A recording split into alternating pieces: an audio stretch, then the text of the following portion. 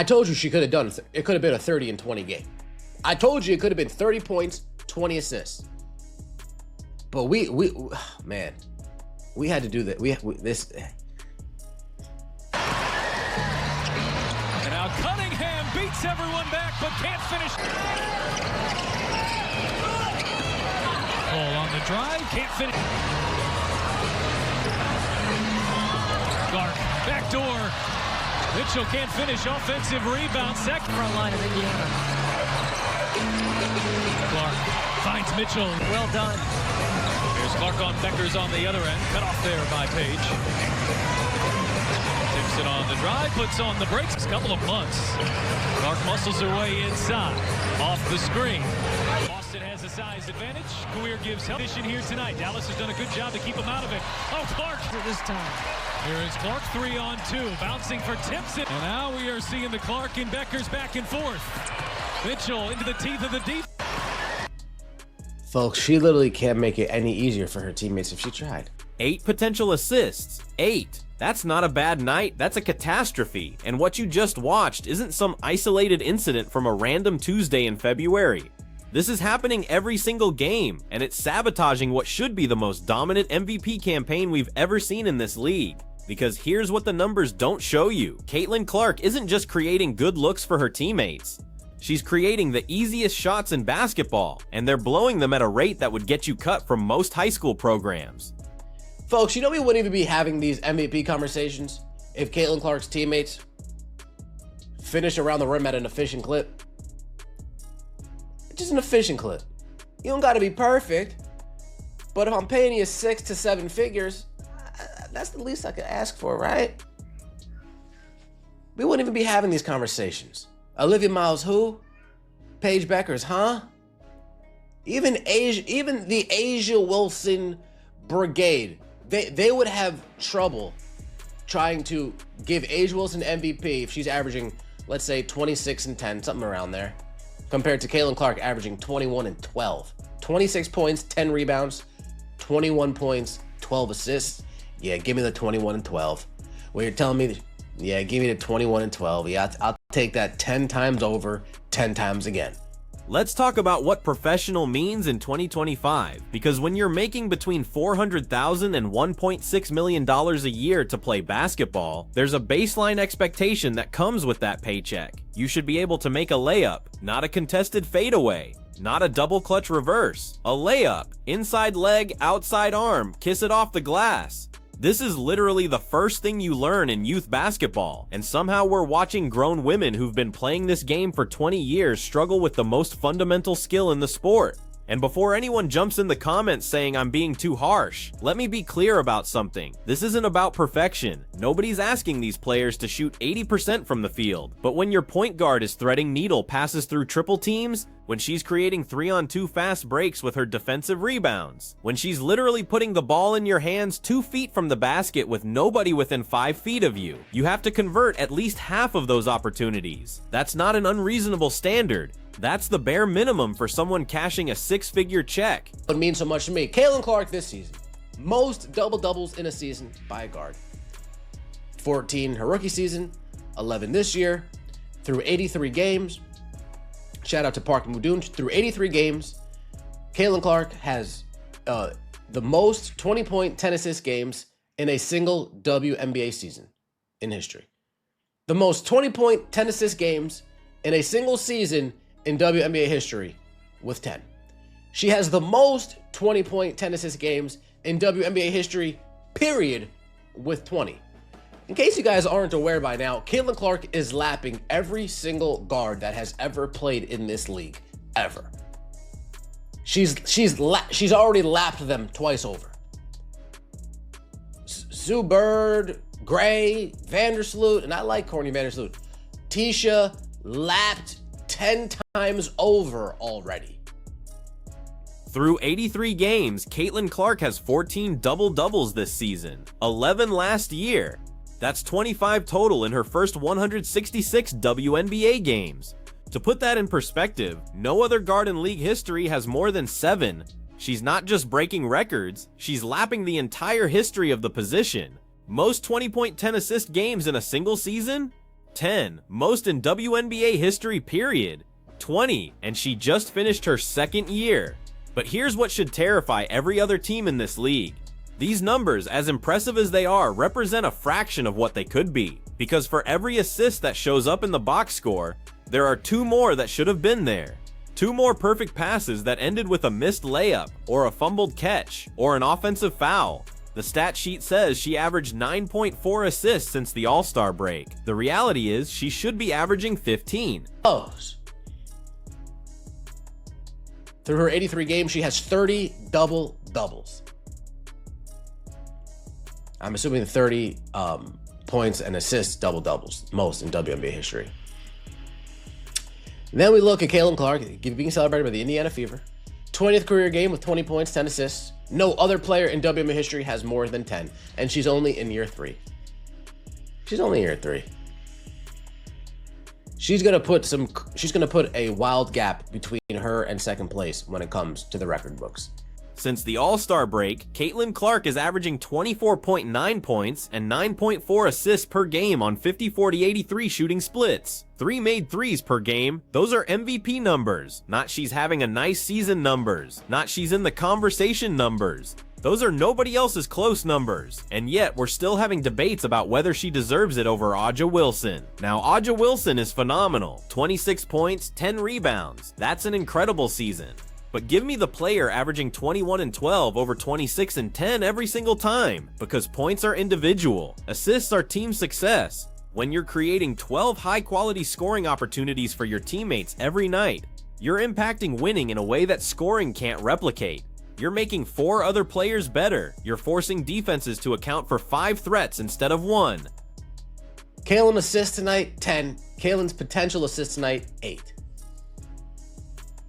This is every damn game they sell Caitlin Clark assists. Practice your damn layups already. You're supposed to be professional basketball players. Wow. Greatest rim creator in history. Yeah. Caitlin Clark would legit average over 20 assists per game if the team knew how to make layups, and the Fever would probably be undefeated. Caitlin generates more teammates and more bunnies at the rim for her teammates than any other player in basketball history. She would average 15 assists per game if her teammates made half of them. It's crazy. And if they made them, again, this MVP conversation wouldn't even be close if they made their assists. But they don't even make them. Look at one of these turnovers. Look at this. Boom. Now here we go. Ready? Is that a great pass? No. Is that a pass that somebody who makes $850,000 a year should catch? You bet your fucking ass it's a pass that somebody who makes $850,000 a year should catch. Watch the sequence again. Actually watch it. Don't just glance at it. Study what's happening. First clip, she beats everyone down the floor in transition, has a clear path to the basket, and the layup rims out. Second clip, she drives, draws 2 defenders, kicks it out to an open teammate who misses. Third clip, perfect backdoor pass, receiver can't finish. Fourth clip, Mitchell gets the offensive rebound, misses again. Fifth clip, another 3-on-2 break that she orchestrates perfectly, and the finish isn't there. 5 possessions. 5 times she created an advantage. 5 times her teammates failed to capitalize. And this is just a 90-second stretch from one game. Multiply that across 40 minutes, across 40 games, across an entire season, and you start to understand the magnitude of what we're talking about here. This isn't a small sample size. This isn't cherry-picking bad moments. This is the norm. Paid $800,000! I don't give a damn if it's not right in your chest. Catch the damn ball. Let's take a look at Olivia Miles. Olivia Miles likes a post taking a jab at Caitlin Clark. I used to cheer for you. Used to being the keywords here. Caitlin Clark's coattail is already filled with people trying to griff off her name by being the anti-Caitlin. You're late to the party. And she liked the post. The comment section on that highlight video tells you everything you need to know about how fans are processing this. Caitlin assists tonight, 10. Caitlin's potential assists tonight, 8. Someone else wrote, this is every damn game. They sell Caitlin Clark assists. Practice your damn layups already. You're supposed to be professional basketball players. And my personal favorite, Caitlin Clark would legit average over 20 assists per game if the team knew how to make layups, and the Fever would probably be undefeated. Now that last one is hyperbole, obviously, but the underlying point is valid. If her teammates were even average finishers around the rim, we're not having MVP debates right now. We're talking about whether this is the greatest single season by a guard in WNBA history. Because the difference between averaging 9 assists and averaging 14 assists isn't just 5 more points for her team, it's the difference between being really good and being historically dominant. Olivia Miles is what everyone thinks Caitlin Clark is. Olivia Miles is what everybody thinks Caitlin Clark is. Everybody want to be like Caitlin until it's time to be like Caitlin. Another jealous black lesbian hater. Oof. Since she dissed Hidalgo in college, I knew she was She was part of that sisterhood of envious people. Oh yeah. Once she dissed Hidalgo, you knew it was a wrap for her. Look at those. Look at that. Come on. This ain't even close. This ain't even close. Let me know your thoughts in the comment section below. Like the video, happy video, subscribe to the channel. That means so much to me. Make it layups, ladies, please.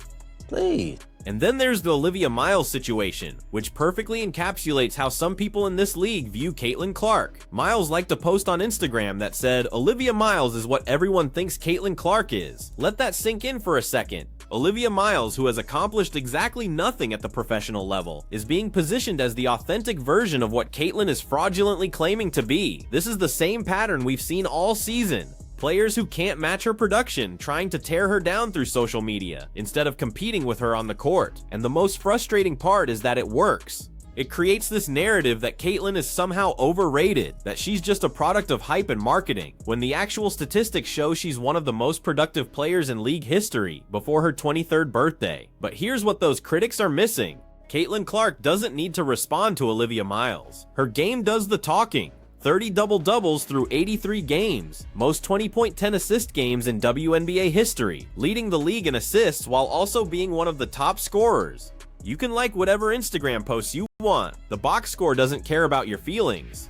So let's bring this full circle and talk about what all of this actually means. Because we can show missed layups all day, we can cite statistics until we're blue in the face, but none of it matters if we don't understand the bigger picture here.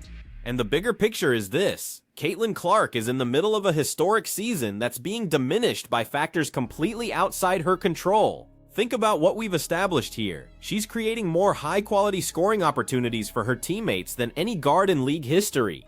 She's doing it at a volume that shouldn't be sustainable, except she's sustaining it game after game after game. She's shooting 50% from the field, 40% from 3, 83% from the free throw line. She's averaging nearly 25 points per game since the All-Star break, while also leading the league in assists. By every objective measure, she's having an MVP caliber season. And yet, when you turn on the television, when you scroll through social media, when you listen to the talking heads debate the awards, there's this constant refrain of, "But what about A'ja Wilson?" As if we need to justify why the player who's impacting the game in more ways should be in the conversation. As if 26 and 10 automatically trumps 21 and 12 without any further discussion. Here's what that debate ignores. A'ja Wilson plays with a competent supporting cast. She plays for a well-coached team with an established system. When she passes the ball to an open teammate, there's a reasonable expectation that the shot will go in. Caitlin Clark doesn't have that luxury. She's playing with a roster that was assembled on the fly, with teammates who are still learning how to play together, and more importantly, with teammates who are missing shots that would get you benched in most organized leagues. And I'm not trying to disrespect the Fever roster here. These are professional athletes who have earned their spots, but there's a difference between being good enough to play in the WNBA and being good enough to maximize what an elite playmaker creates for you. Caitlin is operating at a level that requires her teammates to match her intensity, her precision, her basketball IQ, and right now, they're not there yet. Look at that Monique Billings clip again. $850,000 a year, and she can't catch a pass that hits her in the hands. Is it a perfect pass? No. Should a professional basketball player making that kind of money be able to secure it anyway? Absolutely. That's not asking for perfection, that's asking for competence. And this is where the MVP conversation gets really interesting. Because if we're being honest about what the award is supposed to represent, it should go to the player who provides the most value to their team. Not the best player on the best team. Not the player with the prettiest stat line. The player who, if you remove them from their roster, would cause the biggest drop in team performance. Take Caitlin Clark off the Fever, and what do you have? You have a lottery team. You have a roster with no identity, no offensive system, no reason for fans to show up. She is the engine that makes everything work. She's the reason they're competitive in games. She's the reason the arena is sold out. She's the reason ESPN is broadcasting their games in primetime. Take A'ja Wilson off the Aces and you still have a playoff team. You still have multiple All-Stars. You still have a championship caliber roster that knows how to win. That's not a knock on Wilson. That's just reality. The value she provides, while substantial, is different than the value Clark provides. But here's the thing that really bothers me about this whole debate. We're not even having the right conversation. We're arguing about whether Caitlyn deserves to be in the MVP discussion when we should be talking about how her teammates are holding her back from winning it unanimously. Because if those 8 potential assists from that Dallas game had converted, if even half of the missed layups we showed earlier had gone in, this wouldn't be a debate. She'd be averaging 14 assists per game, the Fever would have a better record, and everyone would be forced to acknowledge what's already obvious to anyone actually watching the games. Instead, we're stuck in this weird space where people are using team success against her while ignoring that her team's lack of success is directly tied to their inability to finish the opportunities she creates. It's like penalizing a quarterback for his receivers dropping passes. It makes no sense, and then you have situations like the Olivia Miles thing, where players who haven't accomplished a fraction of what Caitlyn has are taking shots at her on social media, and the media eats it up. They turn it into a story. They create this false equivalence, where Miles' opinion somehow carries the same weight as Clark's actual production. It's exhausting, but you know what? At the end of the day, none of it matters, because Caitlyn Clark is going to keep doing what she does. She's going to keep creating opportunities, she's going to keep making the right play, she's going to keep showing up every single night and putting her teammates in position to succeed. And eventually, either they're going to start converting those opportunities, or the Fever are going to upgrade the roster with players who can. Because that's what happens when you have a generational talent. You build around them, you get them the support they need. You don't waste their prime years hoping that Monique Billings suddenly develops consistent hands, or that your wings remember how to make layups. The MVP race this year is going to be close. A'ja Wilson is going to get votes, and she deserves them. But if you're actually watching these games, if you're seeing how much harder Caitlyn has to work for every win, if you understand the context behind the numbers, there's only one choice. Give me the player who's creating 12 scoring opportunities per game over the player who's finishing the ones created for her. Give me the player who's transforming a lottery team into a playoff contender over the player who's maintaining excellence on an already excellent team. And if you disagree, if you think I'm being too harsh on her teammates or too generous with Caitlyn, I want you to do something for me. Go back and watch that clip of the missed layups one more time. Count how many of those should have been converted by a professional basketball player. Then multiply that number by 40 games. Then tell me with a straight face that she doesn't deserve to be the MVP. So here's my question for you. If Caitlyn Clark's teammates made even 70% of the layups she's creating for them, would there even be an MVP debate this year? Drop your answer in the comments, and if you think I'm wrong about any of this, tell me why, because I want to hear the argument for how missing wide open layups is somehow Caitlyn's fault.